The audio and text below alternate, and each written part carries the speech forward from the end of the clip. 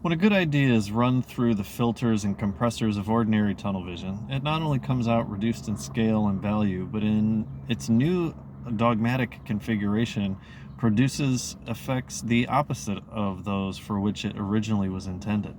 That is how the loving ideas of Jesus Christ became the sinister cliches of Christianity. That is why virtually every revolution in history has failed. The oppressed, as soon as they seize power, turn into the oppressors, resorting to totalitarian tactics to, quote, protect the revolution. That is why minorities seeking the abolition of prejudice become intolerant. Minorities seeking peace become militant, minorities seeking equality become self-righteous, and minorities seeking liberation become hostile. A tight asshole being the first symptom of self-repression. The foregoing sermonette was brought to you by the Essential Insanities Department at Outlaw College. It was delivered in the hope that it might explain how the Carefest, with so many masters on the roster, so many juicy ideas on the grill, went haywire. At the Wednesday morning session, Dr. John Lilly had no sooner completed his lecture on sea mammal intelligence, ending with the idea that a continuing dialogue with cetaceans could transform our view of all living species on the planet we share, then he was challenged by a segment of the audience that considered it a waste of time and money to try to communicate with animals when we couldn't communicate with each other. What about human communication, they demanded.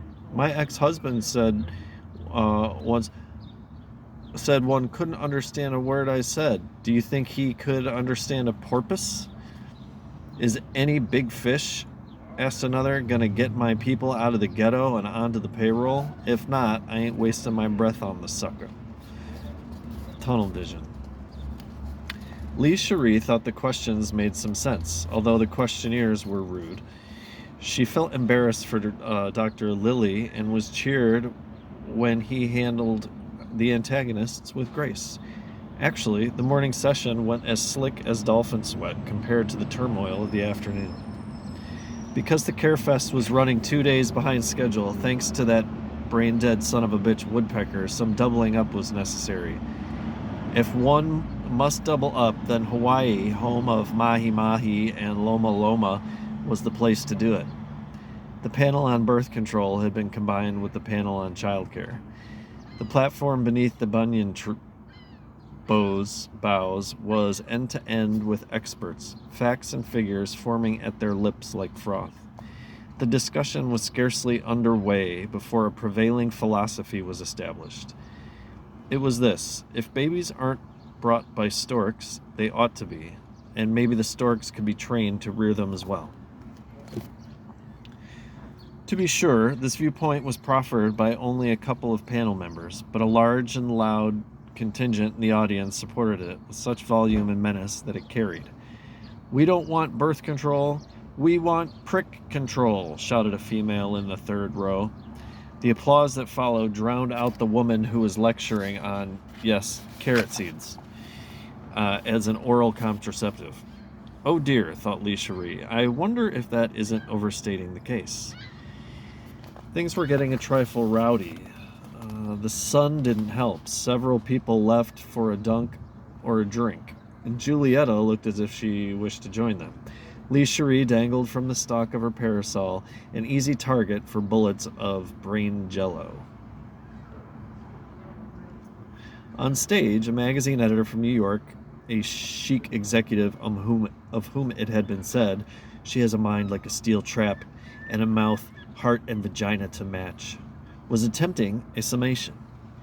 She said, first of all, that child care began with conception and claimed that it was egregiously unfair to expect women to babysit for 9 months, night and day, without relief or assistance.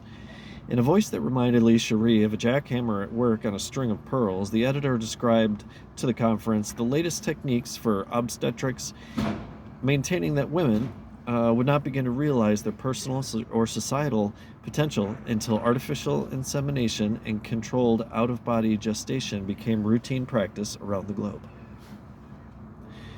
The editor hadn't stopped at virgin birth. Once born, our babies must inherit the advantages of collective professionalism, she said, and urged the Carefest to adopt a resolution petitioning the federal government to make funds immediately available for the subsidization of daycare centers where experts would ensure standardized improvement for the young and independence for the parents. The princess was feeding this through her computer to determine how many shares she would buy when a poet, an aging humorist who'd been placed on the panel to provide a, quote, different perspective, did. He told the editor that her notions were a sift of sulfur on the rose of the race. On the roses of the race. He told the editor that her notions were a sift of sulfur on the roses of the race.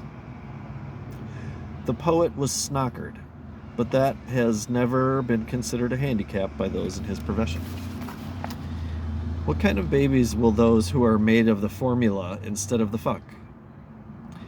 What kind of babies will those be who are made of the formula instead of the fuck? Asked the poet.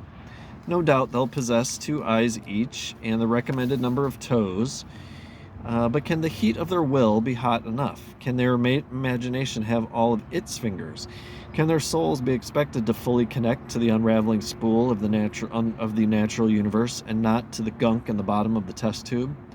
Will the infant pulled at the timer's bell from a plastic womb where it's been deprived of rhythm, mother bond, and the jostlings of everyday life not have some small space between its eyes filled with synthetic fluid, not bear, if nowhere else, in the core of its heart, the android's mark? The editor shared with the audience her long look of practiced exasperation. Are you afraid, she asked the writer, that a child not conceived in the old way won't understand your jokes? From the audience, someone yelled, "Can the mystical bullshit," at the poet, who, too determined or too drunk to heed, went on to say, and those children reared under the watch of the state, burped by automats, tickled by technicians, comforted by recorded messages from network psychologists, what kind of society do you think those children will produce upon their maturity? Do you imagine for one moment that the humans indoctrinated from birth by the government will be other than tools of that government? Will not reside in and preside over a totalitarian police nation exceeding in tyrannical control, the harshest nightmares of? By then the booing and catcalling had become so loud that the poet couldn't be heard past the first few rows. She produced a gin bottle and spoke into it, softly. The New York editor was smirking. Numerous accusations and at least one ripe papaya were lobbed at the podium. There followed an extended general exchange familiar to all who lived in the last quarter of the 20th century. Women said the men had eaten the cherries out of the chocolates. Men said the women were peeing in the pool. A teacher from the Delphian School in Sheridan, Oregon, got the mic for an instant. It seems to me that in the midst of this bickering, we are forgetting the children. When we neglect the children, we neglect the future this conference is designed to serve. He wore the mildly triumphant look of a man who has led a return to reason. Someone slapped him in the face with a bloody Kotex. "Existentialist," the teacher cried. "If you like babies so much," a woman yelled, "have them yourself." "Right on, mister," encouraged a young man in her vicinity. "Right on, sister," encouraged a young man in her vicinity.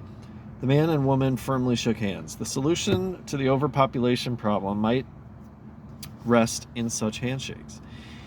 In an attempt to restore order, a well-known yogi, a Carefest delegate, strolled onto the platform. He assumed the lotus position. He beamed. Serenely, meticulously, he took a cobweb apart, then put it back together. There were no parts left over. He swallowed 3 butterflies, then burped them up unharmed. Only that portion of the crowd that was already orderly was impressed. The yogi had the stink of eternity about him, and in many circles, eternity was simply no longer fashionable. The situation became increasingly unsavory, also tedious. You'll be spared the details. Enough is enough. A banyan sends its adventitious roots to the ground, sometimes causing it to spread over a wide area. Under proper conditions, it bears figs. Thomas Jefferson was fond of figs. It was Jefferson's genius that kept the American Revolution from being sucked into the tunnel faster than it was. Jefferson had red hair. Nothing is implied here, except the possibility that everything is connected. With the debate on the verge of violence, or worse, of being turned over to committee, Lee Cherie fled the park. The palm trees she passed, the romantic palms of Hawaii, were covering their ears with their fronds. Her sentiments exactly. Jesus, she swore. She felt like the gourmet who was goosed in Strasbourg. It's my pâté, and I'll cry if I want to. In the Pioneer's bar, she sat under one of the whaling harpoons that decorated the walls. She asked for a Mai Tai, then switched her order to tequila.